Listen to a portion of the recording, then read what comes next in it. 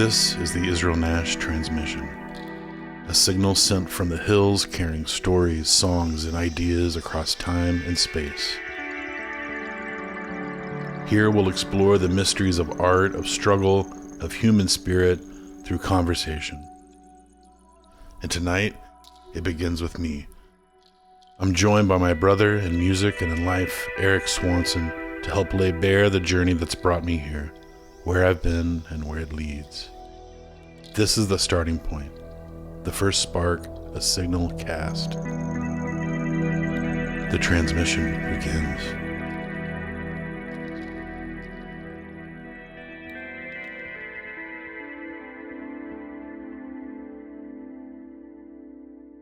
Eric, thanks for coming to the studio. Absolutely, man. It's my home away from home, and was actually my home for a short period of time. So I always love coming back. Well, yeah. So let's just get right into it. What's going on? What have you been up to? People, the fans want to know what's going on with Israel Nash. Did you get lost in the woods? To me, it's the continuous river that changes in form and level and shape. And for me, it's been a time of kind of solitude artistically and drawing more inward. I think in an earnest attempt to separate parts of my life from not only as an artist, but as an artist pursuing a public space, and what that statement is, especially in today's world, something we started to kind of feel more during COVID and the pause of art, the separation, the difficulty, just talking to other friends and other people in our industry, caused a disruption. Yeah, caused a major disruption that was large enough to have reverberations that we're still feeling, and unrelated to that, but just this discussion of a modern world, and that I think is a new world, and it's just easier and should be easier and easier to see the distance from the past, and so much of art and its public broadcast in the form of albums, and it's just changed and shifted so much in our life, and these mediums have changed. And what do you think is the biggest thing that's changed in say the last 5 years from an industry standpoint? I think it's kind of fair to look at it as, the Napster era, the end of the physical CD, or what signaled the end. That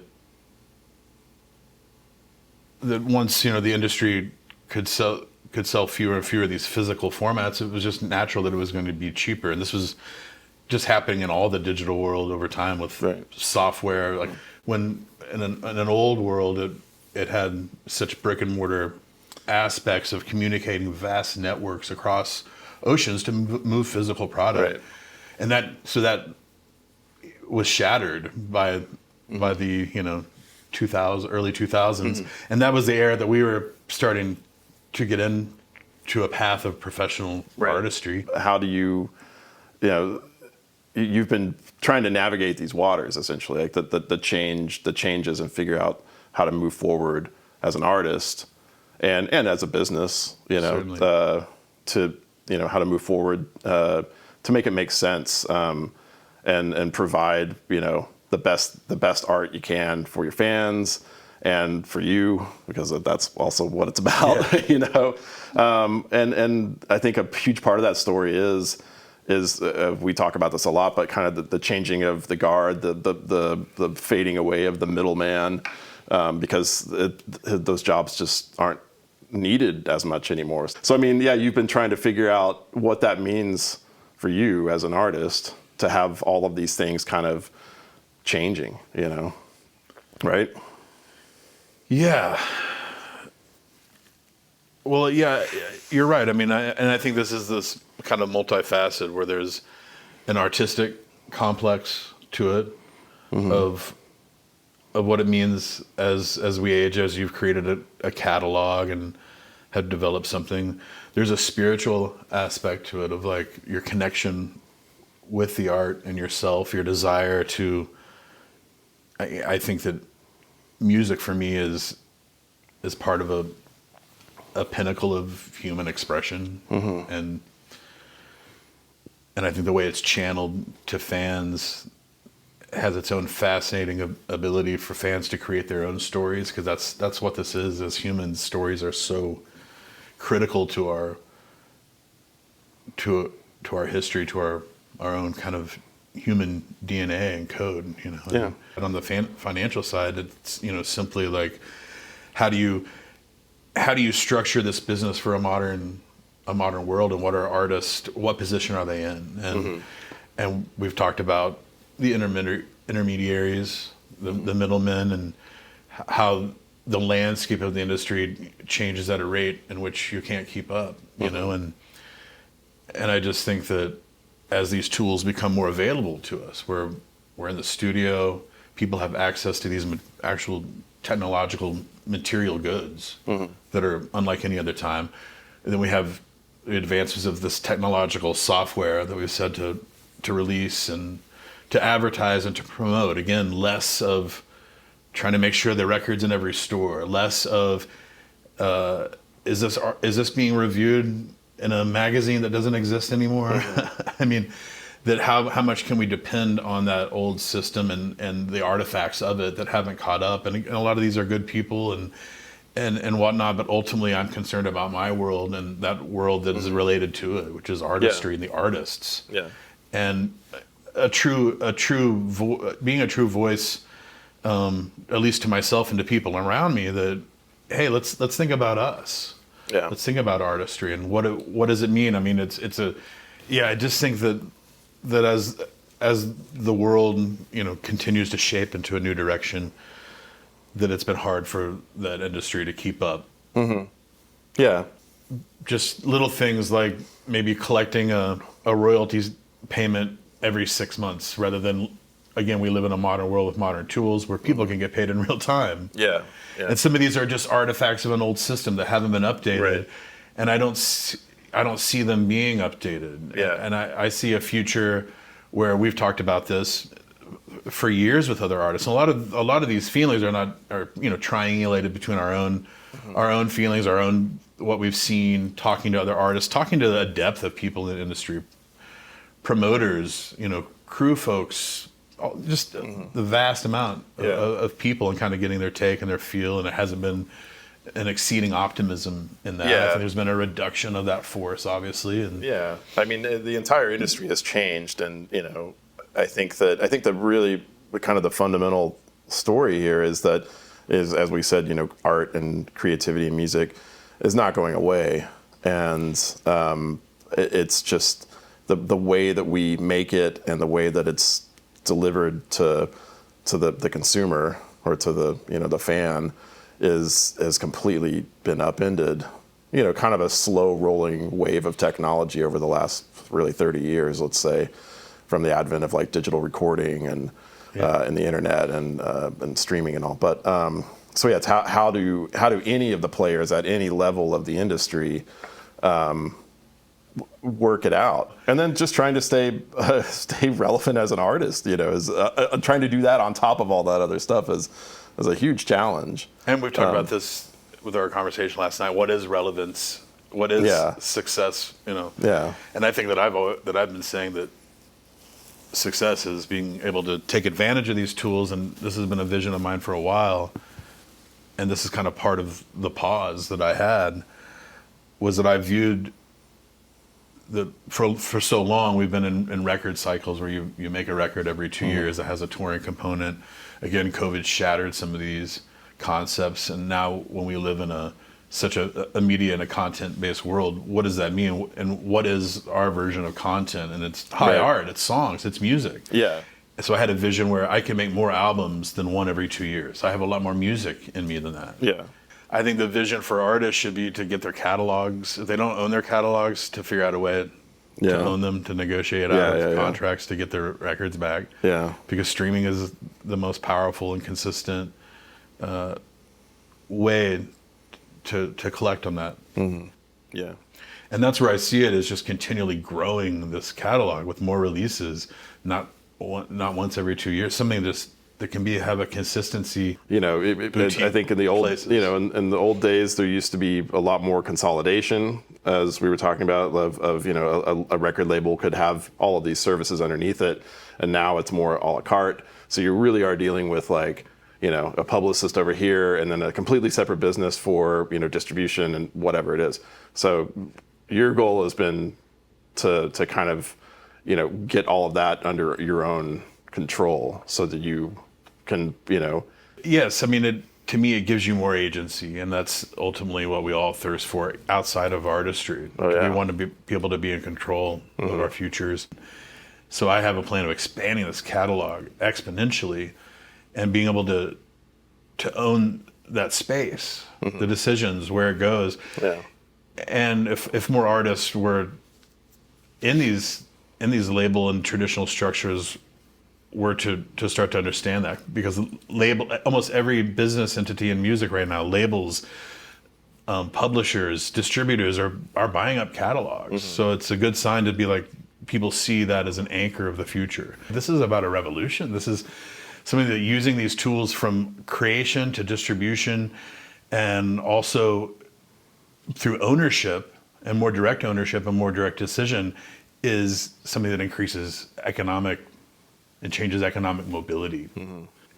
What does it do when you have, if an artist can make 100 grand more a year? Yeah. 50 grand. That is this economic mobility that puts you in class rising. And what does that do? It gives, when you expand your economic power, you expand your agency. And that's what we talked about at the beginning, that choice and your options and your control of something. So I think that's what I wanted to create, and I would encourage other artists, especially artists in maybe these top 10% of, you know, that are used to traditional labels and certain deals, to rethink this in a more revolutionary way that gives them a beautiful opportunity to not only create at their heart's delight and at a tempo that is not dictated, and do so at a place where they can raise their own economic stability in a long-term way that ensures that platform.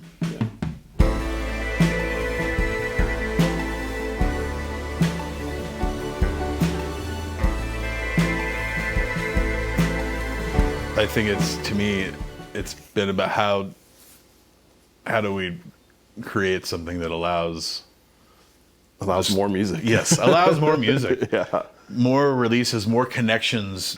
And I think that we've been able to be a part of bringing music to people and finding fans and finding people that had interest in being a part of that. And we live in no better time to be able to connect to those people and to expand that, not only with kind of a more radical release schedule of music. You know, we're going to start releasing these records with moods. Yeah. It was kind of born out of the idea that we wanted to create more and different too. You know, let's try something different that we had never done before, an instrumental album. Yes, and share that space and grow something in time, and ideally make this part of a series, a moods series, where we can explore. I wanted to really lift you up and premiere, you know, the power of the steel, and we just got to play around. The power of the steel.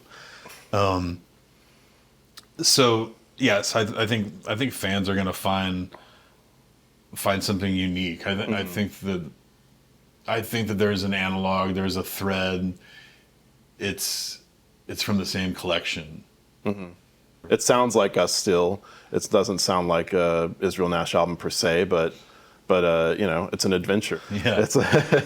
It's. I mean, for me, it was a great vehicle to explore, because, you know, I've never really been a traditionalist on pedal steel, and I feel like you know, I always just try to cut my own path, for better or for worse, and it was a really great vehicle for me to be able to kind of push forward on that idea of having this instrument that's so beloved in country music, and it's a really purely true American instrument.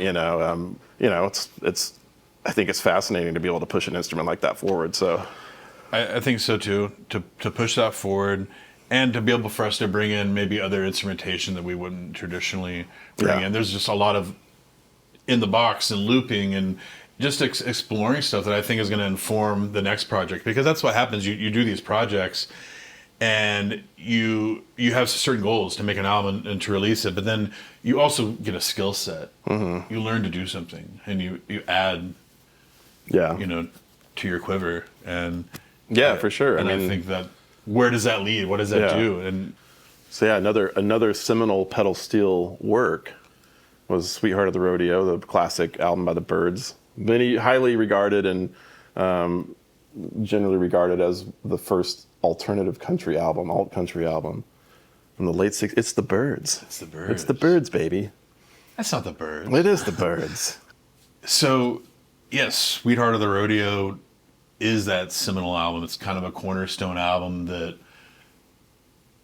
that has long been noted as the door that opened to Americana and those tributaries of Cosmic and the Graham Parsons, obviously. All the nudie suits and Telecasters flow from the headwaters of Sweetheart of the Rodeo. So as another goal of finding other spaces to write about, because at the end of the day, you can't write 3 solo albums in a year. It's just that is a process in itself to write that many songs. So how do you make these additional releases? You have to have just more muses and more ideas, kind of concepts down the line. So one of these was to show fans and share with them some albums that I've loved that have kind of shaped my artistry.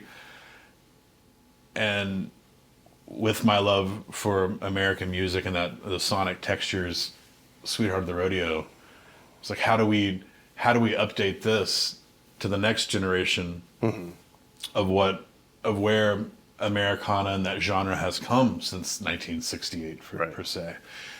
As sometimes I think as an artist outside of anything else, that you're a cog in the wheel and you're telling a story of the people in this world. And to me, it's an updated story of a tradition. So I guess it is a part of this idea of keeping these traditions alive. Yeah. But it's not replicating them, because I call these cover albums more like a reimaginations. I mean, I think that there are probably purists that will dislike some of the things that I've done. Oh, almost certainly. There's melodic shifts. There's complete sonic shifts. Yeah. So how do we update this stuff? And so I want to, pay some respect to these figures and create these albums that have shaped me, but put me inside of it.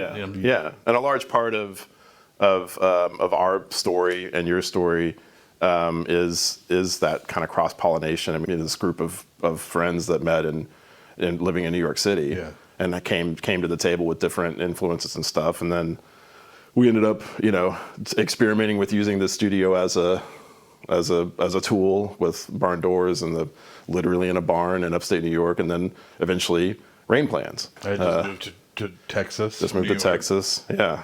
And all of us, I had just moved back to Texas myself from New York, and then and so we all got together and made this psychedelic album on an old Studer tape machine. When I moved to Texas, it started, as you often know, when you move to different places and encounter different parts, that again you absorb these spaces, these flavors as an artist, and they are expressed through artistic expression. This value of having something to say and it coming out. And once I moved there, it shifted the whole writing perspective to me. Once I moved to Texas, and I wanted to make an album that looked like the Hill Country. Right. So that was, and these were parts of me also growing as a producer. How do you communicate these things? And that's an art that I think I've learned. That discussing music for me has always been very cinematic and visual, and I've tried to double down on that, because I think I think the power of the image is another one of those partners of the story that together gives us, focus and and desire. So I've always wanted to apply these images and put them into the music and share that while we're making a record, like saying that, hey, look outside this window. It's a purple pink sunset in the hill country, and you can see miles in the distance of hills and different shades and shadows and textures and plants that are foreign, trees that are short. Yeah. And that becomes a part of it, and you hear that in the album. Yeah, whatever that sure. is. And Yeah. to make art and make Rain Plans, which now is going to be reissued as a 10 years later with some other cuts, other outtakes, some other renditions. And it's an album that, because I don't think that any album launches the career. To me, it's all these albums just kind of add stepping stones.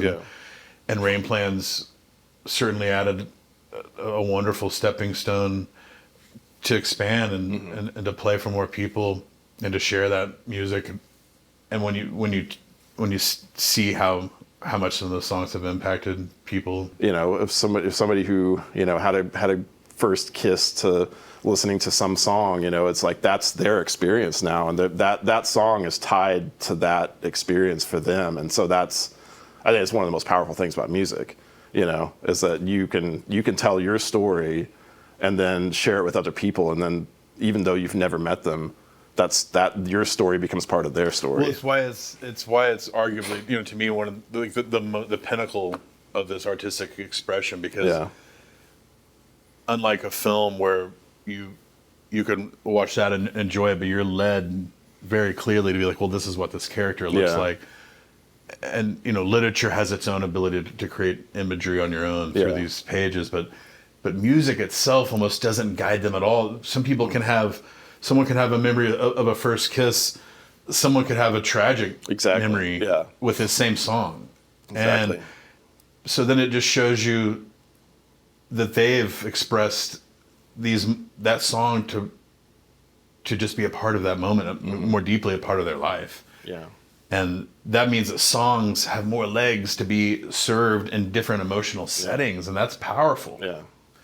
So, yes, that is what some of the things that we keep chasing, man, is making a soundtrack to the real movie, the real life of these people. And where do you find that drive? Where do you find that desire? I think that you find it it's always the next project. You're always chasing the next song, and that's beautiful as an artist. Yeah. You don't want it to dry up.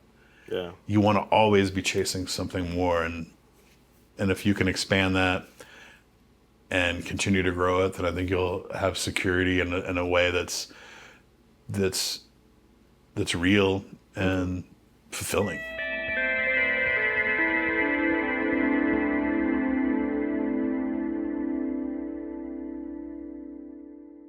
Yeah. So what are we doing here? We're talking to each other, and we're being filmed. What can people expect in the future? What is this thing that we're doing? The transmission is a place to filter the noise behind the signal. Talk to people from different slices of the industry, from the cultural world, from the writing world, and have them as a part of this growing journey of knowledge, and how to understand our modern society, how to understand it from a cultural perspective, a spiritual perspective, an artistic perspective, a political, economic perspective, that these are powerful pillars that shape the very societies we live in. And especially as we've noticed that, some of what we've identified as the collapse of culture in an old world, which has also led to what some call as a fragmentation of culture in the new media, in the internet, online, and social media.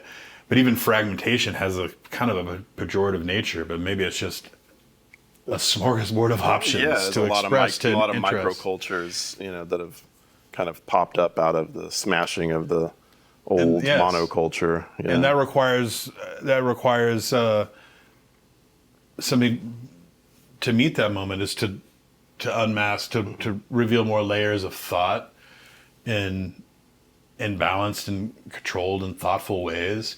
And I think the underlying goal is also chasing this concept that we've spoken a lot about, is rock and roll ethos, which is that thing that drew us. It's something that's more than symbols alone.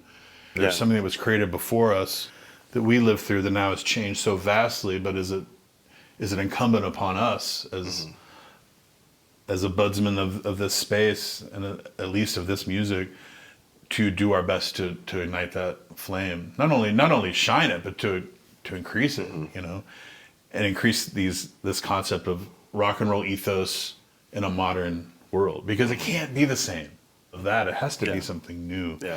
And I think that's been lost, and that definition has been lost, and I don't want it to be lost forever. There's a bunch of people cosplaying country bands, honky tonk, and it's cool to see the music come back and get some attention, but at some point it needs to be pushed forward, and that's where true artistry comes in. And I think that's always something that you've championed. But they're visionless, they're momentary, and it's like vision has distance, it has somewhere to go, and has a place for growth. Yeah, I think it's something we've always agreed on too, is just kind of trying to push forward and new ideas. And it's about vision. That's what this is. And I think about some of the absence that I had was about, and I think I've communicated that to you, was that I've always been someone that kind of had a vision or a next thing. Yeah. And this was a time where I wasn't sure about that. So to not be connected to that did cause a dissonance for me. And what all that meant. So I feel like I had to crack a lot of different things in this time away. Yeah. And I remember when you called me, you said what you just said a second ago, is I don't want to talk to people unless I have a vision, a plan. Yeah. To have the vision, I'm just I'm a guy that believes where there is no vision, that people perish. Yeah. And that's soulful, man. That's physical. That's soulful, and at a spiritual level even. So I think that this time away has regenerated, recreated a new vision that has a longer distance. Yeah, once you wandered in the wilderness. So things are good, and man, I'm super stoked for this next chapter. Yeah, may the transmission begin. Yeah, the transmission.